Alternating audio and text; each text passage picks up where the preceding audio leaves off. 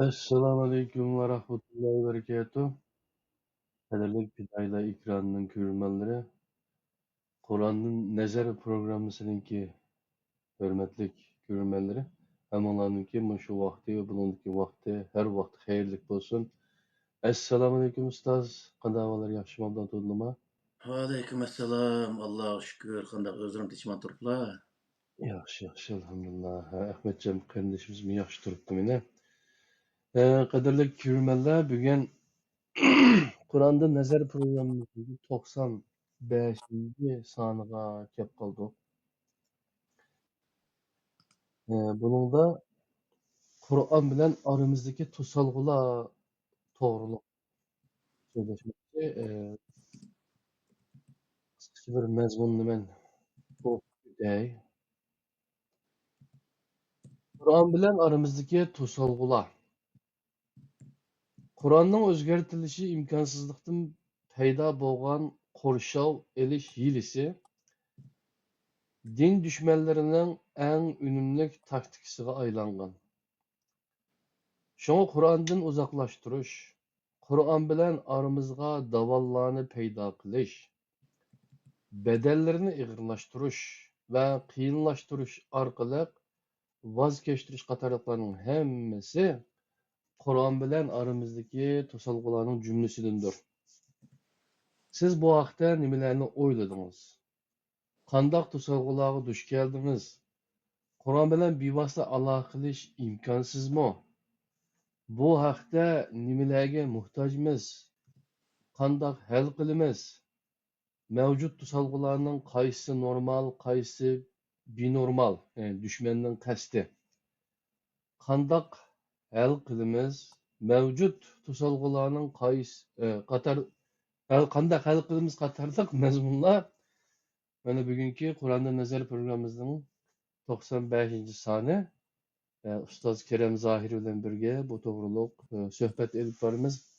Qanday ahvollar ustoz? Yaxshi abdumtullah? Allah'a şükür özlerço. Yaxshi. Endi shu 95 programmamiz bo'libdi. Shu boshdan oyoq biz boshqa bir narsa demadik, shu Qur'on to'g'rida gap qilyapmiz endi shu. Xalqimizga Qur'onni tushuntirish uchun tirishyapmiz. Endi men hozir so'zlagan so'ralgan savollar endi shu har qanday bir musulmon, har qanday bir Uyg'ur o'zi so'z bo'lgan savollar. Biz mushu savollarga sizlar hayotlarida qanday javoblarni topdilar? Biz bilan bir o'rtoqlashsalar. Qani marhamat ustoz, ekran sizniki. Assalamu alaikum. Dünyanın ayakası yerleri hürmetli qarindoshlar. Hammalarning shu vaqt xayrli bo'lsin. Endi bu naati meniki shu 25 ming yillik uzun safar deganda hali bir uzun safarni tasavvur qilsa bo'ladi har qanday odamlar. Chunki men bu Qur'onniki, yana dinniki shu qalaymaqam bo'lib ketgan shu manbalarning ichidan eng oxiriga kelib Qur'oni Karimga kelib to'xtab, Qur'oni Karim orqali masalani hal qilish prinsiplarini bilgichlik jarayonim nihoyatda qiyin o'tgan. Chunki men o'qigan, keyingi shu O'rta Osiyoga chiqib, O'rta Osiyoda 8 yil turish jarayonlarimda asla men bunda xalqi bir yordam qiladigan bir manbaning o'zini tep bo'lolmagandim. Faqat menga yordam qilgan narsa nima degan vaqtda, o'qigan vaqtida shu qog'liqda o'qiyotgan vaqtida tafsir Tantaviy degan bir tafsirni o'qigan. Undan keyin shu Al-Muhaziratul Islomiyya degan bir kitobni shu zamonaviy olimlarniki, shu yangi zamon fanniy olimlarniki yozgan kitoblarini, limaza ta'akhkhara al-muslimun va limaza taqaddama g'ayruhum va fi yadihimul Qur'on degan ash kitoblarni o'qish jarayonlarida musulmonlarning oxir qilish sabablari, ularniki shu diniy sohadagi masalalarning o'zini, diniy sohada emas, masala zaten har qanday sohani asli hal qilish kerak din. Ammo ashniki hal qilolmayotganlik jarayonlarni meniki shu taxminan 35 yillik hayotim ashuna bo'lib ketdi desam bo'ldi. Hozir shu iznishda ketayotgan bir odam. Muşu jarayonlardan nihoyatda qiyin kunlarni boshdan o'tkazdim endi. Men Sahoisniki 5'ini o'qigan, faqat Ibn Majini o'qimagandim. Ibn Majini mushu vatanning sirtiga chiqqan vaqtida Al-Qur'on degan bir torbat bo'lgandi. Aşnada Sahoisda hammasi bordi. Shuni ko'rdim. Ko'rib qilsam yerim og'ich ko'rsam u hammasi shu Sahih Buxoriy, Sahih Muslim, Abu Davud, Nasai, Ibn Majah o'xshash shunday bir kitoblar ekan. Andaki shu yerimini ko'rib qo'yib qo'ygan. Ondan başqa fiqh deymiz, usul nima shu fiqhning masalan Sharh va Qoida degan o'xshash. Hozirgi yangi zamon fiqhlar deymiz, shunday fiqhlarning hammasini biroq ko'rib chiqqan bo'ldim. Lekin u kitoblar bilan men hozir mush Türkilniki olimlarim deyotdi. Bulup Mustafa Öztürk'niki degan gaplarda mushu u qulluq davridagi misol shu nimalar fatvolar hozir qandaq uni ishilta olamiz. Misol u zamondagi chiqqan mesela 1000 yil burun chiqarilgan shu narsalarning o'zi hozirgi zamonga to'g'ri kelmaydi degandek shundaq gaplarni qilishlar bor. Endi bu yerda masala nima degan vaqtda Qur'onniki shu prinsip her masalaga yoki her bir manbaliga berilgan bir qo'yilgan bir prinsipning o'zini bilmaganga qadar insonlar hech bir zaman masalani, ya'ni jamiyatdagi masalalarni Qur'oni Karimga selish orqali hal qilish metodini bilolmaydi yoki hal qilolmaydi. Misol nurg'un olimlarnikini tinglab ko'rmanim qilsam shu zinoga o'zi jazo va tajovuzga jazo yo'q. O'g'riga jazo va bulangchiga jazo yo'q. Deganga o'xshash shuni qanday hal qilib bo'ladi? Misol o'zi demakki Qur'oni Karim hammaga o'zi nima javob berib bo'lmaydi buni degandek ashtaq bir narsalar bor. Ammo Qur'onda nima deydi degan vaqtida jinoyatni ikkiga bo'lib, yeniq jinoyat, og'ir jinoyat qatorida ikkiga bo'lib muomala qiladi.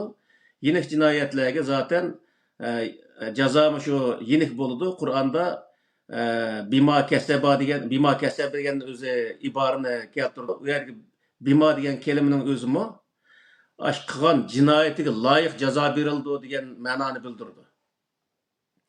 Ama shunga o'xshash bu masalalarni bilish uchun o nurg'unlagan ashundaq kitoblarni o'qib, o tafsirlardan masalan Qozi Bayzaviy deymiz, shu nima Safvat tafsir deymiz, Ibn Kasir deymiz, onun boshqa shu tafsir Kashshaf deymiz, ashuna o'xshash o tafsir Jalolayn, tafsir Kamolayn o'qib qolsin o shundaq o'zi jiq tafsirlarni ko'rib qildik, lekin jamiyatdagi, ya'ni hozir bo'layotgan, oldimizda bo'layotgan jamiyatdagi masalalarni hal qilish usullarining o'zini hech bir kitobda uni topolmadik. Sababi nima degan vaqtida burunqi bir jamiyatga berilgan javob, masalan, shu Sharh va Qoida deymiz, shu kitobdagi javoblar burunqi 1000 yil burunqi jamiyatga berilgan javob bizniki diniy olimlarimizning hammasi shu zamondagi berilgan javobni hala hozir fatvo qilib ishiltib kelyapti.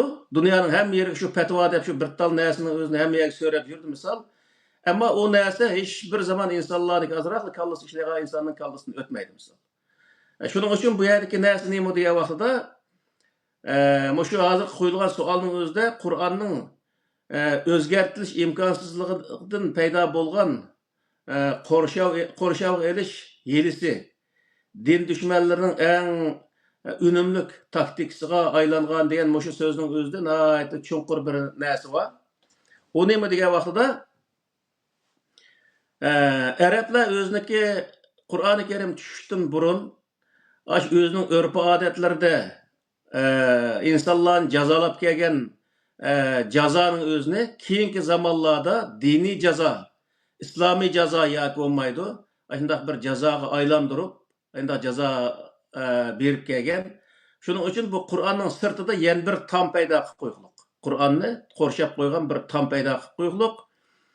O Qur'onning o'zini nihoyat ulug'lab, o deganning o'zi alamat ulug' kitob, o degan Allohning so'zi, uni qalaymagan o'zi ma'nosi saq bo'lmaydi, qalaymagan tushunishga bo'lmaydi, uni o'zi faqatla mufassir olimlar tushuntirish kerak yoki bo'lmaydi payg'ambar tushundirgan bo'yicha tushunish kerak deganga o'xshash nurg'unlagan shunday fatvolarni atrofiga aşındaq özü tiziş arqılıq o Qur'an-ı Kerim'e yakın kelgili olmaydigan mundaq bir holatning özünü şekillendirip qo'ydik. Bizmi zaten buncha yo'la uzoq yil ketishning sababi nima degan vaqtda bir tarafdan qo'rqib yaqin ishkirlab kirib ketolmay qolgan vaqtlarimiz bo'ldi misolda. To'xta, mushundaq oyatniki mush kelimalarning mazmuni qaragan chog'da Qur'ondagi oyatning o'zi mandaq ma'no ifodalaydi. Aslida deb shundoq bir ma'noni biz aşağıdan o'zi bir chiqargan bo'lsakmi, lekin uning qilgan tafsir, uning berilgan o'zi Qur'onning sirtidagi fatvolarga bir kichigimiz tortib ishinib kelgan bo'lg'achqa, uni darholligi kallamizni cho'rib etib bo'lolmay, yanada ashiling'i kallamiz o'zi nim qilib to'xta, kitobda anda bo'lgandan keyin bu men shuning o'zini yaxshi tushunmay qolgan bo'lishi mumkin degan o'xshash bundaq narsalar paydo bo'lib, uning o'zini ayndaq hal qilish jarayonlari uzunga ketgan.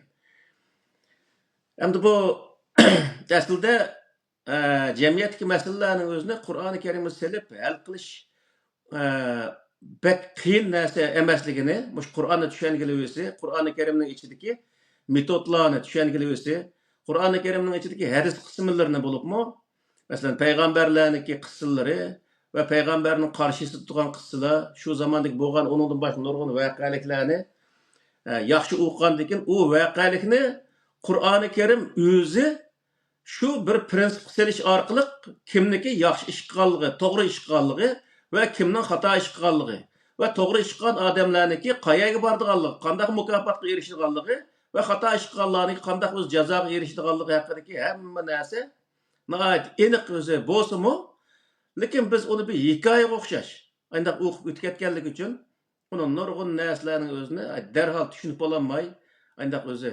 Chunki uning atrofiga yozilgan, qilingan sharhlar, uning berilgan baholar hammasi sharhlarda boshqacha bir narsa bo'lgandan keyin nurg'un yerlarda zaten bu soat nurg'un to'xtaldik.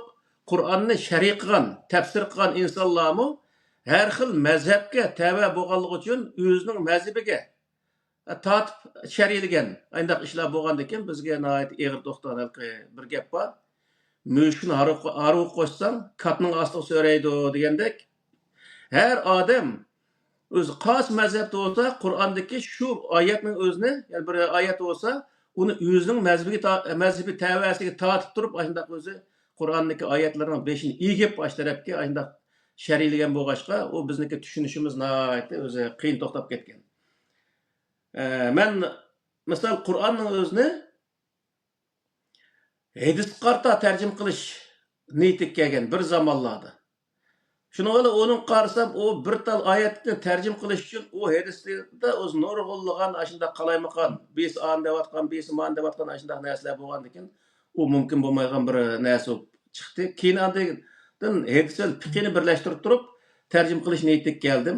Kelgan vaqtda u o'zi bir mazgil tercüm qilgan vaqtda u tamoman imkonsiz bir narsa bo'lib chiqdi. Hech qanday bir narsa ifodalaydigan olmagan. Nima uchun degan vaqtda u hadis bilan bu fiqh deganni birisi 1000 yil eng oz bo'lsa fiqhning o'zi. Hadisning o'zi 1400 yil burunqi voqealikka tava.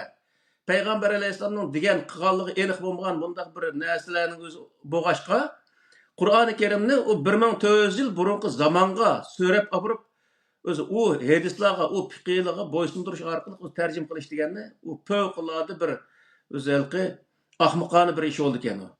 Shuni bilan bu yer nima bo'ldi degan vaqtda eng oxirgi hisobda uning o'zi hozirgi zamondagi masalani hal qila olmaydigan, oldimizdagi bo'layotgan ishlarni hal qila olmaydigan, uning siyosiy, iqtisodiy, ijtimoiy har xil sohadagi masalalarga aslo javob bera olmaydigan bir narsa holatiga tushib qolgan gapga shuni u oxirgi nima desa, Qur'onni biz butun dunyolik narsaga javob bera oladigan ve hemen meseleni hal qiladigan bir kitob desak, hech narsani hal qilolmaydigan bir holatga tushgandan keyin, adiki bo'lmaydi degan holatga tushadigan gap.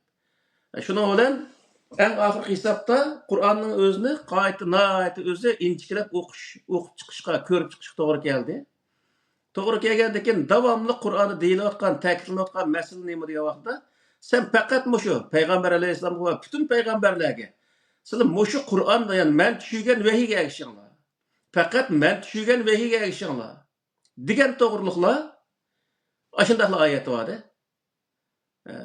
Keyingi ummatlarga degan vaqtda u ummatlarning o'zigimi shu payg'ambarga tushgan narsaga ergishinglar degan to'g'riliqlar oyat bor. Asla payg'ambar haqida to'qilgan o'ydirma rivoyat yoki payg'ambar qilgan bo'lsa-mu, shu narsaga ergishinglar degan to'g'riliq hech qanday narsa yo'q.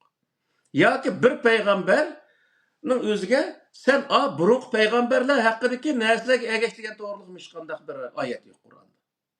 Har bir payg'ambarga udul shu Alloh tushirgan narsaga ergash degan bir buyruq bor.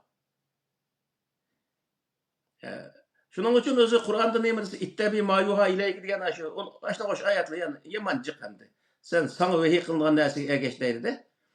İnsanlarımı o'zi ittabiu degan o'zi oyat bilan keltirgan sizlarmi shu nimaga oyat qilgan vahiyga ergishinglar degan o'zi maxsus oyatlarning o'zi shunday bayon qilingan. Shuning bilan bu yerda hamma narsani tashlab, eng oxirgi hisobda Qur'onniki shu buyruq asosan bütün payg'ambarlar Alloh taolo tushirgan vahiyga ergishibdi. Undaq bo'lsa, Qur'onniki bu buyruq asosan sizlarmi shu vahiyga ergishinglar, yani payg'ambar qasi buloqdan suv ichgan bo'lsa, sizlar udullab shu buloqdan suv ichinglar. Asla payg'ambar buloqdan mandaq ichibdiki, buloqdan mandaq ichibdiki deb payg'ambarning ishkimni hikoya qilmanglar. Degan shuni narsaga asoslanib turib, uni degan faqat Qur'onga murojaat qilish, Qur'onni tushunish, shu masalaning o'zini qo'lga olgandan keyin, undan keyin bu o'zi diniy masalalarni hal qilish usullari andan o'zi biraqur o'tirib chiqqan bo'ldi. Texi o'zi mukammal bir holatda bütün Qur'onning o'zini mana mushundaq deb o'zi ahkam sohasidagi bo'libmi. Bu narsaning o'zi bütün ahkamlarning o'zi mushundaq deb o'tirib qo'yib olamizakmi? Ammo nurg'u yerlarning o'zi mushu sohada o'tirib chiqqan bo'ldi. Mushu nimaga qaragan vaqtda meniki mushu jarayonlarimga, mushu Qur'onni tushunish yoki masalani hal qilish jarayonlarida Qur'onga murojaat qilish, ya'ni diniy kitoblarga murojaat qilish eng oxiriga kelib, Qur'ondan boshqa narsadan foydalanishga bo'lmaydigan darajada shunday holat kelishimlik bütün sabablar nima degan vaqtda Qur'onning sirtidagi bütün Qur'onni qorishib olgan hadis bo'lsin, fiqh bo'lsin, aqida kitoblari bo'lsin, misol usul fiqh bo'lsin, usul tafsir bo'lsin, mush kitobning hammasi shu degan vaqtda o dinni o'qiyma, dinni tushunma degan insonlarga faqat uning vaqtining o'zini nima qilish, isrof qilishdan boshqa narsa emas ekanligini o'zini mana shu vaqtning o'zida men tushungan bo'ldim. Shuning uchun bu Qur'onning nazar bu programmasining o'zida nurg'un qatam dedik qarindoshlarga. Faqat Qur'onni tushunish metodi asla o'zi usul tafsir degan bir kitob emas. Usul tafsir deganda men bu yerda hozir 2 tom kitob bor. O 2 tom kitobning har birisi xatni hisob qilgan vaqtda har bir kitobning o'zi Qur'ondagi 5 parcha chiqadi. Ya'ni 2 tom kitobning o'zi nima desa 10 parcha Qur'ondagi 10 parcha kitobni o'qigan vaqtda Qur'onni tushunishni o'rganishga o'rgatadi degan gapda. Ammo ashuni o'qigan vaqtda degan vaqtda asla yana Qur'onni tushunishni o'rgatolmaydi o kitoblar. Yani biz shu usul tafsir, usul fiqh, usul hadisni o'qib ko'rdim men. O kitobni o'qib bo'lgandan keyin asla Qur'onni tushuna olmaydigan holatga kelgan gap. Buni o'zim men eng oxirgi hisobda qandoq o'zi xulos chiqardim degan vaqtda bir kichik bolning o'zini ikki qo'lini tutib per piqirtib shu 15-20 piqirtib o'zi qo'yib qo'ysak, daldan shu tarafga o'sib, ma tarafga o'sib o'zi yiqilib tushganga o'xshash, shunday qilib qo'ydi insonlarning o'zini. O kitobni o'qigan inson paloni mazhab anda degan, pustani mazhab anda degan, pustani pukuni olim manda degan, pustani olim manda degan, butunlay shu olimlarniki, mazhablarniki shu oyatga bo'lgan qarashlarning o'zini o'tirib qo'ydi. Qo'ygandan keyin u o'qigan odam cho'disa, hamma qarashni o'qib, u o'qigan oyatning o'zi ya o'zi lag'man emas, ya so'man emas, ya ko'maydi polo emas, hech qanday narsaga baho berolmaydigan bir narsaga aylanib qoladi. Shuni u odamdan so'rasa, bir odamdan falon oyatniki ma'nosi nima yoki u oyat nimani maqsad qildi desa, bu oyatni falon olim anda debdi, puston olim manda debdi, pukun mazhab manda debdi, puston mazhab manda debdi. deb shu o'zi o'qigan shu hikoyaning o'zini ashar so'zlab berdi. Endi siz mushu paloni masalaga Qur'ondagi mushu oyatni dalil qildikan, mushuning qartasiz qanday qaraysiz desa, yana ash hikoya so'zlaydi. Palon oyatni pustani olimning o'zi ya pustani mazhab ash masala qarta mandaq debdike ya andaq debdike deydi. Asla o'zining kallasida uning qarta hech qanday bir tushuncha yo'q. Mana bu nim bo'ldi degan vaqtda biz burunqi darsda deganga o'xshash bir odamga diplom berish kelsa, tamamen yo'lni tep manganmaydiganligi 100% isbotlangandan keyin xuddi shu to'liq shu aroqni toza ichib, hech qanday yo'lni topolmagan darajada mas'ul ketgan vaqtda ma to'liq mas'ul dema u degan o'zi bir bahona berganga o'xshash shu diniy maktablarda toza shu o'qib, hech qanday masalaga o'zi javob bera olmaydigan, tamamen shu mazhablarning ya shu olimlarning hikoyasini qilib bergan bir hikoyachi bo'lganligi to'liq isbotlangandan keyin andan keyin diplom bergan shunaqa bir holat shu hozirgi vaqtda diniy maktablarda shu narsa o'zi bo'ladi desak bo'ldi. Shundoq bo'lyapti hozirgi vaqtda. Masalan, İstanbul'da o'zi neni doktorlar bor. Azharni tugagan doktorlar bor. Nemaniki masalan Turkiyada ilohiyatni tugagan doktorlar bor. Doçent doktorlar bor. Ashlarning o'ziga sizlar shu narsa qanday javob nima qilasizlar desa, nima deydi desa, faqat o'z Qur'onda falon oyatni mandaq debdi, uning asosan buni mandaq deb javob bersak bo'ladi deb kesimli ko'rib bir narsaning o'zini o'ttirib qo'yolmaydi. Qo'yolmay uning o'zini butunlay ash mazhabga qarab, falon mazhab, pustani mazhab, Fukuni o'zi olim, pustani olim deb shu olimlarning hikoyasini qildi. Yoki falon hadisni mandaq deb deyotgan, yoki Sharvoqay hidoyatni mandaq deb deyotgan, u narsa o hadisdiki yoki o nimadiki fiqidagi narsa to'g'ri olamdi, Qur'oni Karimdagi oyatniki maqsadning o'zini ochiq o'zi bayon qilib bera olamdi. Jamiyatdagi masalalarni to'liq hal qila olamdi yo'q, uni hech qanday ish yo'q misol. Mana shundaq. Shuning uchun bu yerdagi shu savolning o'zi nima degan vaqtda Qur'oni Karimni tushunish kelsa, Qur'oni Karimning atrofiga din nomida chaplashib qolgan, eslab olgan butun narsalarning o'zini cho'rib tashib etish orqali faqatla Qur'oni Karimning mushadagi matnisi nimani maqsad qiladi? Bir xuddi arablarniki bir roman yoki bir kitobining o'zini o'qiganga o'xshash, bu arabcha bir kitob. Shu tekstning o'zi shu bir jumlalar tekstning o'zi bu yerda nimani maqsad qiladi?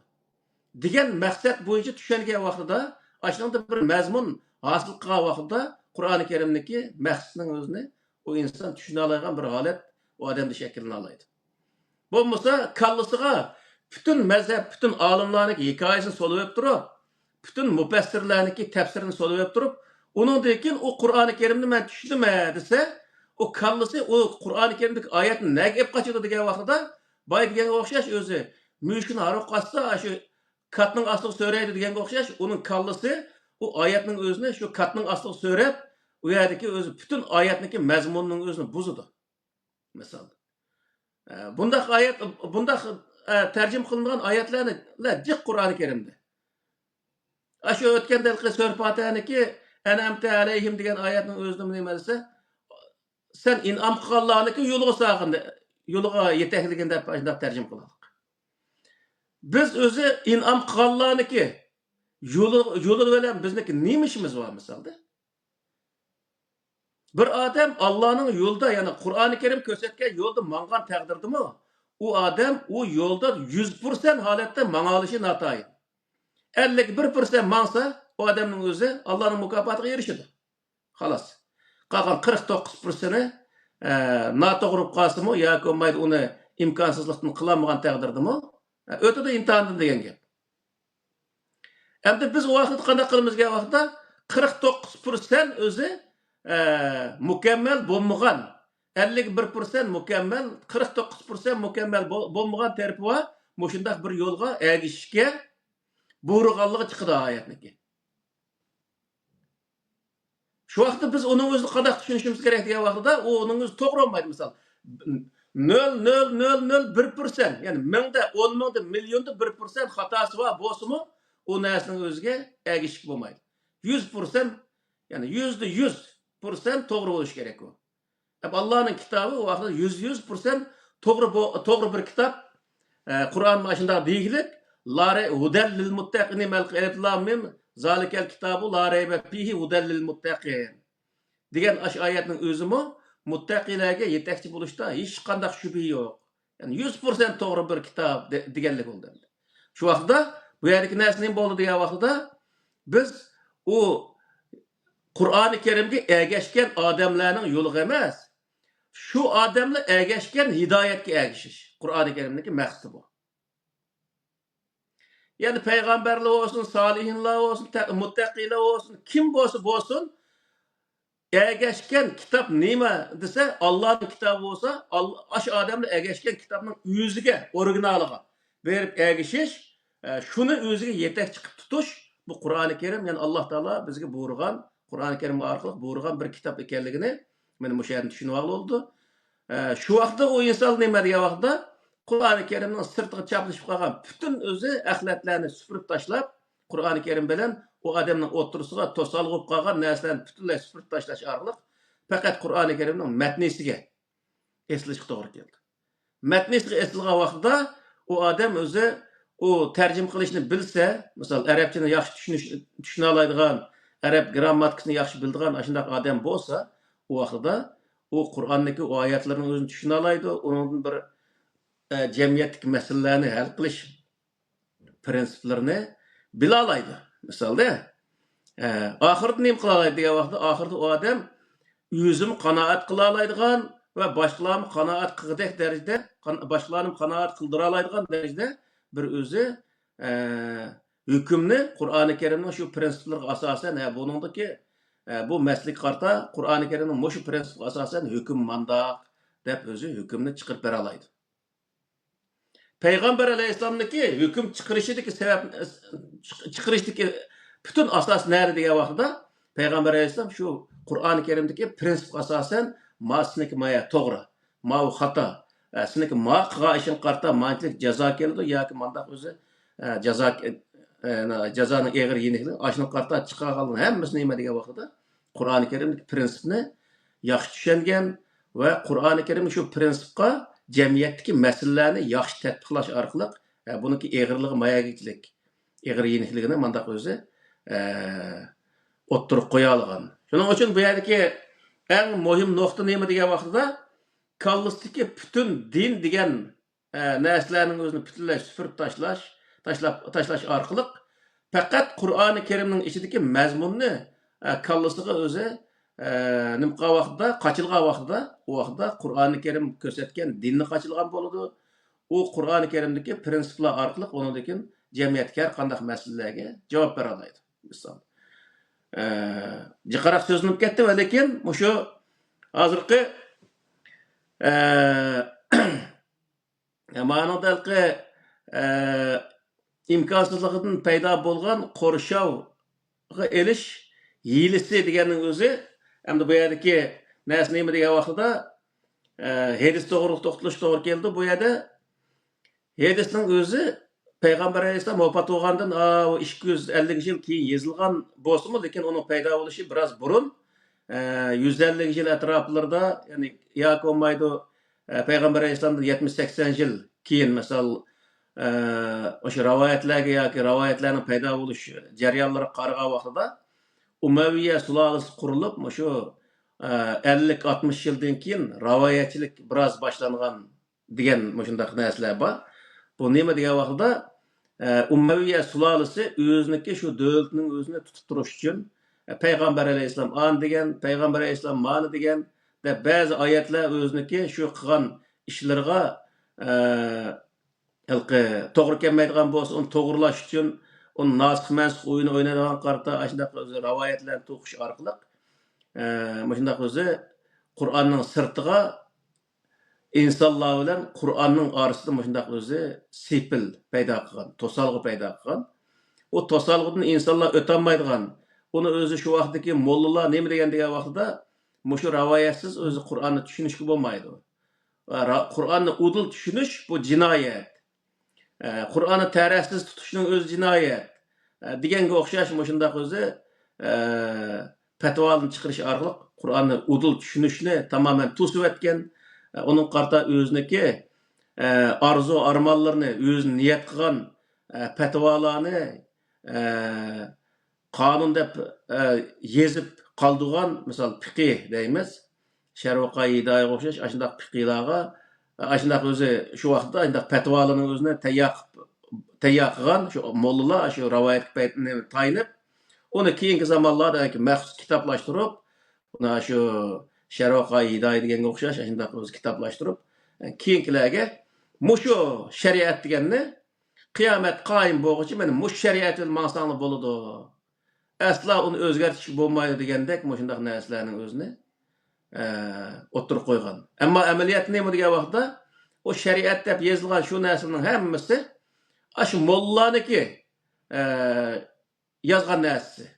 O nurg'u yerlar Qur'oni Karim to'g'ri kelmaydi.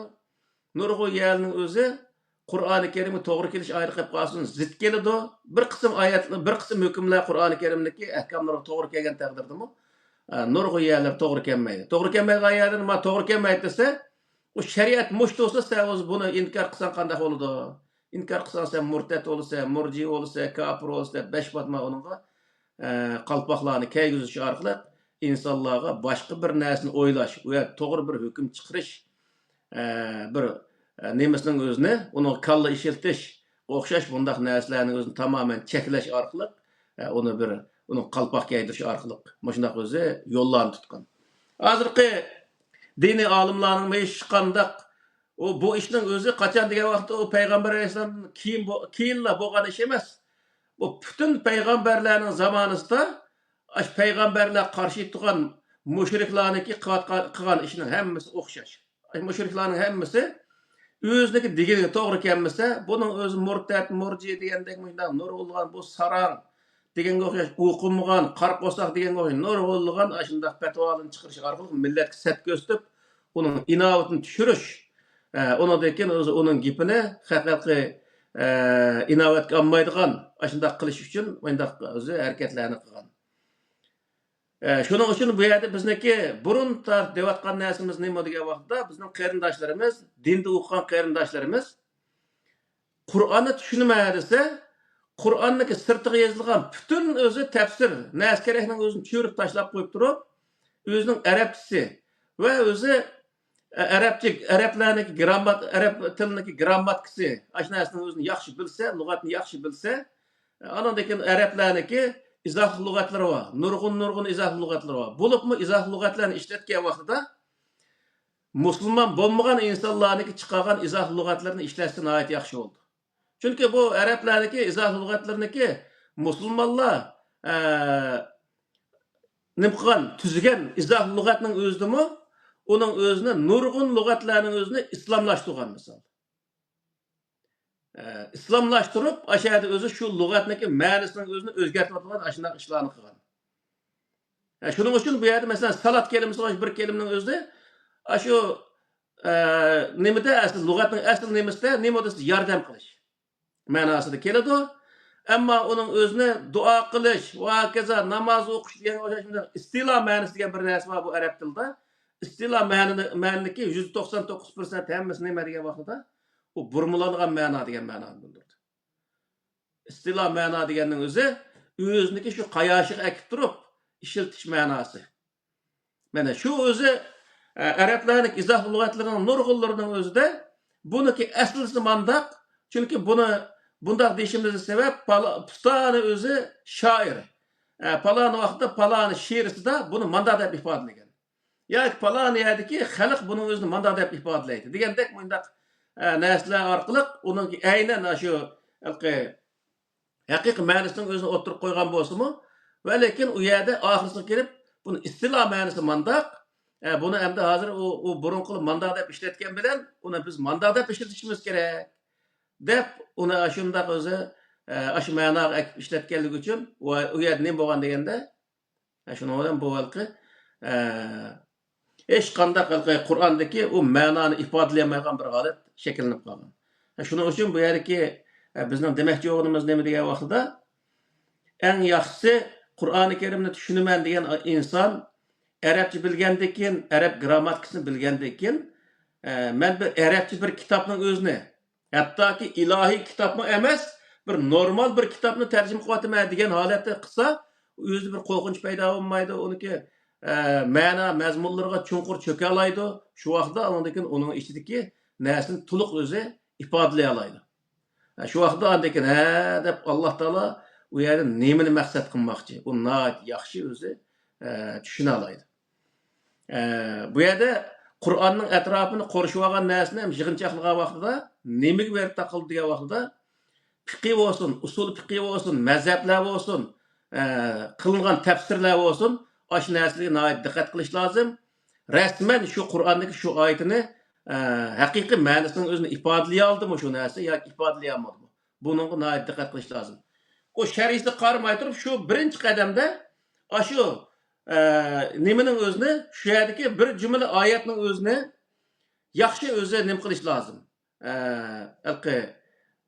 Nima qilish hamda nima deymiz buni? Yaxshi tushuncha hosil qilish lozim. Onundan keyin bir oyatni topsa, shu oyatga munosabatli butun oyatlarni yig'ib shu yerda onundan keyin unga bir xulosa sifatida butun oyatning mazmuniga asosan bu yerdagi bu oyatning maqsadi mandaqga degan vaqtida hech qanday bir odamga, bir mollaga yoki hech narsaga ehtiyoj kelmaydi. Chunki Qur'onda ikki xil usul bor. O ikki xil usulning bir nima degan vaqt tafsil bayon qilish. Yani birisi tafsil o'zi tushuntirish, birisi yani birisi tafsil bayon. Birisi bayon bilan, yani birisi fusilat degan o'zi tafsillashtirish o'zi nima bilan bundaq o'zi keladi. U yerda misol sura nimaniki ma shu Baqaraning 5-idimi zalikal kitobu la rayba nima la rayba fihi hudal lil muttaqin degan vaqtda muttaqining oxirisidagi shu alqi va bil oxirathum yuqinun g'o'g'ishlik hammasi muttaqiniki tafsiloti. Yani mandaq qilgan, andaq qilgan odamlar uchun, yani ashida qilgan odamlar uchun o odamlar shu ishni qilmoqchi bo'lsa, Qur'oni Karimga qarab turib, Qur'oni Karimda shu ishni qanday qilishning o'zini ko'rsatgan. Shu bo'yicha qilgan vaqtda o odam to'g'ri qilgan bo'ladi deb ashada o'zi nihoyat yaxshi bayon qiliqliq tafsili. Shuning uchun her narsaniki tafsilotni ham bilish lozim. Qur'onda bu sohat nihoyat kam. Misol bir azobning o'zini odatda nima qismi ularga mandaq nima Bani Isroilniki shu nima Fir'onniki nimalar tarafdan chekayotgan azoblar haqida tushuncha bo'lgan vaqt tushundigan vaqtda shuni bayon qilgan vaqtda ular sizlarga nihoyat qattiq azob qilyapti deb bayon qildi-da. Birinchi o'zi uni ashtaqini qildi. Bu ham qanday qattiq azob qilyapti degan vaqtda yuzabbihuna abnaakum va yastahyuna nisaakum deb o'zi bayon qildi. Yani sizlarga nihoyat qattiq azoblarni qilyapti deganning o'zi oyatdagi oxirgi nima desa aniq tafsiloti. Ya'ni sizlarniki erlaringni o'ltirib ayollaringni oyoq osti qilyapti. Yani oyoq osti qilish orqali sizlarga mana shunday azoblarni qilganti deb Qur'on shunday tafsili bayon qildi. Ikkinchisi degan vaqtda buniki bayon deydi Alloh taolo summi inna alayna bayona degan oyat bor. Qur'oni Karimni bayon qilish, ya'ni shariylash bizniki vazifamiz deydi. Masalan, Qur'onniki isimni qilishchi 4-5 oyat bo'lish kerak yoki uning nima shu sura Baqarniki 5-da xatamallohu ala qulubihimniki nimasi shu xatamallohu ala qulubihim va ala samihim degan shu oyatning o'zini boshqa oyat nima deydi degan vaqtda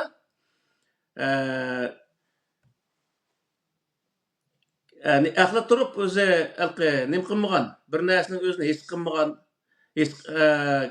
quliq turib uning o'zini to'g'ri anglamagan, yana aql ko'zi bilan anglamagan, aql ko'zi bilan ko'rmagan mushundaq odamlarning o'zini Alloh taolo summun bukmun umyun deb o'zi bayon qilganligini ko'rsatdi.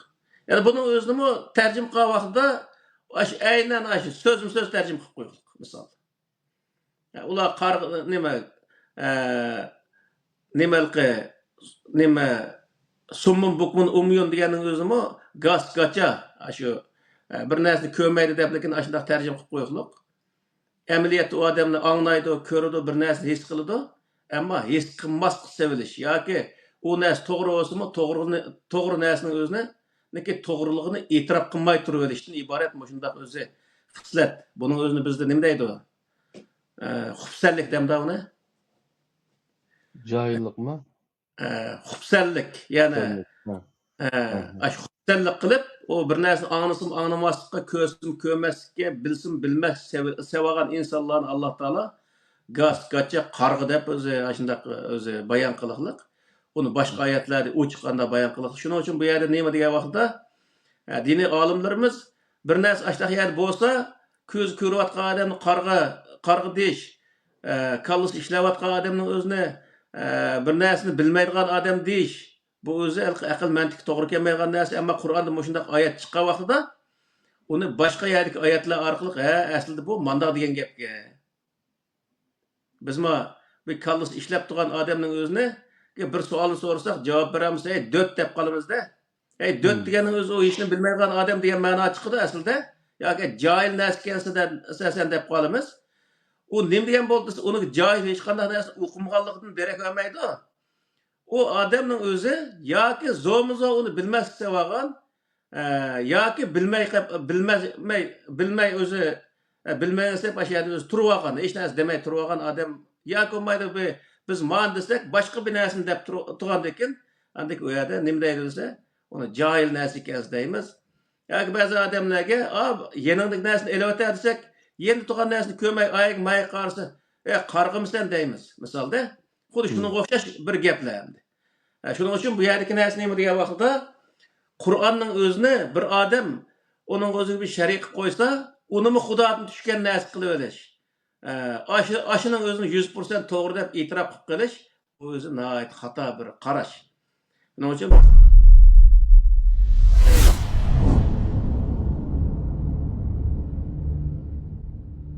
bulvagan shu narsalarni biz o'zi cho'rib tashlab o'tib, Qur'onga udul berib murojaat qilishimiz va Qur'onni udul tushunishimiz nihoyat bek muhim. Allah razı olsun.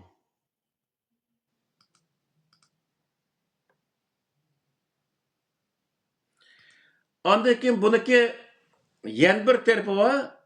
Qur'onni tushunishga to'salg'i bo'layotgan. Uniki birsi misol bir odam Qur'onning o'zini to'g'ri tushunadigan bo'lsa-mu, uning o'zini bazaga soladi xalqning o'zi. Bazaga solib, uni qanchalik odam to'g'ri deyapti, qanchalik odam xato deyapti. Mushunga soladi, odamlarniki uni o'z qo'llayotgan odamlarniki oz ko'plikka asosan uni to'g'ri xatoligini nim qilish, to'g'ri xatolikka baho berish o'xshash bunday ahmoqona bir ish bor. Mesela Peygamber Aleyhisselam zamanında Peygamber Aleyhisselam Kur'an'ı okuyan vaxtida nurgun adamlar onun özü bay diye okşaş onun doğruluğunu bilsin mi bilmezse aldığan aydak adam nait köptü. Yani 90% desek boludu aydak boğanda. 90% adamniki onun özü ergeçmey turu edişi o Kur'an'daki hatalığıdın Peygamber Aleyhisselam o hakkı devatkan Kur'an'daki hatalığıdın emez. O yerdeki neresi neyim o diye vaxtida insanlar biz ata-bobamiz ergişip kelgan, tutib kelgan yo'lga ergişimiz. Yoki ko'pchilik mangan yo'lda biz mangimiz deydigan shunday o'zi qarg'ularcha bir yo'l tutish mavjud bo'lg'achqa insonlar mana mush yo'lga ergishib to'g'riga o'zi to'g'ri usul bilan ergashmaydigan bundaq narsa paydo bo'lib ketishlik. Shuning uchun bu yerdagi narsa nima degan vaqtda har odam o'ziniki ayrim beshi bo'lgandan keyin u yerda o'zi uni tahlil qilish va o'zi muloyiza qilish va o'zi uning bir to'xtab turadi deb o'ziniki aql suzgichidan suzib o to'g'ri xatoligini o'zi tafakkur qilish nihoyat muhim. Ya'ni uning o'zini paloni mollaga berib deb beqish, paloni mandaq deyapti, ash qandaq deb uni unda deyishga hojat yo'q. Chunki Qur'oni Karimda zaten hamma narsa dalil isbot bilan keladi. O delilmi zaten odamni qoyil qilgan darajada bir delil bor. Shuning uchun bu yerda o Qur'oni Karimdagi qo'yilgan delil o'tirib turug'lig'in bir mollamniki, ya'ni bir jamoatniki aqldan o'tkazishniki hech qanday hojat yo'q. Shunga bu yerda nurg'un qarindoshlarimiz bor. Bu halkı Kur'an'ı niki aşu nimeler hemmesi toğru bolgan taqdirdimi o cemaat moşunda bolgandiki men o'ttir yol tutup bu cemaat nim degan bolsa qaysi yolda mangan bolsa aşını mangay dep moşunda deyotgan insonlar bor. Qur'onda bu o'ttir yol tutish to'g'riliq hech qanday oyat yo'q. Hamda o'ttir yol tutgan insonlarni Alloh taolo Qur'onda nima deydi degan vaqtda bir oyat bor. La ilaha ulay ve la ilaha ula muzevzebine beyne zalik degan oyat bor. Aş oyatning 5'ida munofiqlar haqida bayon bu. Munofiqlarniki holi qanday degan vaqtda ya o tarafda emas, ya ma tarafda emas, arasal deb qolgan odamlar deydi. Yani o'ttir yo'l tutdim deb o tarafda emas, ma tarafda emas odamlarni Qur'on nima deb baho berdi degan vaqtda munofiq deb baho berdi. Yani bundaq odamniki aytgan iymoni hech qachon o'zi iymon bo'lmaydi. U ahmoqlik qilib o'zi ibodat qilish, namoz o'qish, ro'za tutish ishlari hammasi nolga teng bo'ldi odamniki. Shuning uchun bu yerda o'zi iymon masalasida o'tir yo'l degan bir narsa aslo mavjud emas. Yo'l faqat bir. Ya o tarafda ya bu tarafda olduğan gap. Bu o'tir yo'l tutgan odamnimi Qur'oni Karim nayt qattiq o'zi haqorat qiladi, chunki bu insonning eng eskisi. Odamning eng eskisi ashalar. Chunki xoinlik qildigan, misol munofiqlar ashtaq odam, asha o'tirdagi insonlarni chiqadi misol. Shuning uchun Qur'on bu insonlar intayin xatarlik insonlar ekanligini bayon qiladi. Yani Qur'ondagi shu sura Baqara'niki bosh tarafida ve minen nasi men yaqulu amanna billahi ve bil yevmil ahir ve ma hum bimu'minin degan aş ayetning o'zimi ashuningga delil bo'la oladi misol. Biz Alloh oxirat kuniga ishondik degan odamlarning o'zini ular haqiqiy Alloh ishongan insonlar deb qarashga bo'lmaydi deydi. Nima uchun degan vaqtda yuhadiunalloha vallazina amanu. Allohga, ya'ni mu'minlarga hiyla ishlatadi. Mu'minlarga hiyla ishlatganlik Qur'oni Karimda bir inson yana bir insonga hiyla ishlatish o'zi cheklangan. Haram deydi Qur'on. Bu Allohning qonuniga hiyla ishlatganlik oldu. Allohning qonuniga hiyla ishlatganlik Allohga hiyla ishlatganlik oldu. Bunda qilish orqali u men iymon etdim, Allohni tu'ndim va qiyomat kunida men jannatni o'lsam men jannatga kirish umidim bor degan o quruq umidi hammasi nolga oldu. Shuning uchun bu yerda bu iymon masalasi chaqchaq qilgan masala emas. Qur'on qandaq ko'rsatgan bo'lsa, shu bo'yicha iymon keltirmay turib, u odam mu'min bo'la olmaydi. Qur'onning o'zida bor. Qur'oni Karimda ko'rsatilgan bo'yicha iymon keltirgan vaqtida u odam o'zi mu'min bo'la oladi. U boshqa o'zi olimlar yoki iymon haqida yozgan kitobni qarab, iymon etgan insonlarniki hech bir zaman iymoni u iymon bo'lmaydi. Uning uchun o'zi Qur'onda bir odam iymon mandaq bo'ldi degan bo'lsa, u odamniki Qur'ondagi oyatlarning o'z dalil bo'lishi kerak. Iymon haqidagi oyatlarning dalil bo'lishi kerak. Shu dalil zodi aniq ashada ifodalangan bo'lsa, ma'nosi shu deyilgan so'zda ifodalangan bo'lsa, uning o'zi to'g'ri. Ammo uniki beshini qaydirib, u oyatniki o'zi beshini egib, mazhabga selib, u yerda iymonni boshqa bir narsa qilib ko'rsatgan bo'lsa, u vaqtda onunla ishonishning o'zi iymon bo'lmaydi. Qur'on ko'rsatgan iymon bo'lmaydi. U odam qiyomat kuni men iymon etgandim-ku desa, Alloh taolo undaq iymonni qabul qilmaydi. Shuning uchun bizniki oramizdagi Qur'on bilan oramizdagi musofniki uzatayotgan narsa 3 narsa bor. Hozir ikkisini dedik. Birisi Qur'onning sirtida yozilgan din nomida yozilgan kitoblar. Hadis kitapları, fiqh kitaplar. İkincisi ata-bobamiz tutib kelgan yo'l deb, shu bir yo'lga kirib olaylik, u yo'lning o'zi bizni manzilga aparamam, zaten aparamaydigan aniq buluqliq, shunday bo'lsa shu yo'lning o'zini to'g'ri deb ketdik. Shuning o'zi bizga nihoyat xatarlik. Buniki eng yomon narsa bor. U yomon narsa nima? Degan vaqt eng yomoni buning ichida Muşu narsalarniki to'g'ri emaslik ekanligining o'zini bilmay turib insonlarga shu narsani to'g'ri deb tashkil qilayotgan diniy zotlar. Bu eng o'zi xatarlik narsa shu. Yani diniy zotlar shu narsalarniki xatoligini oriqdek imkoni bormi yoki shuning o'zini to'g'ri deb insonlarga Şunu bazağı selip Kur'an-ı Kerim'ni udul düşen olmaydı. O diyen Allah'ın sözü dev oturup aşına özü düşen olmaydıgan näs kılıp köstüp Allah Taala onu düşüne alaysa o hem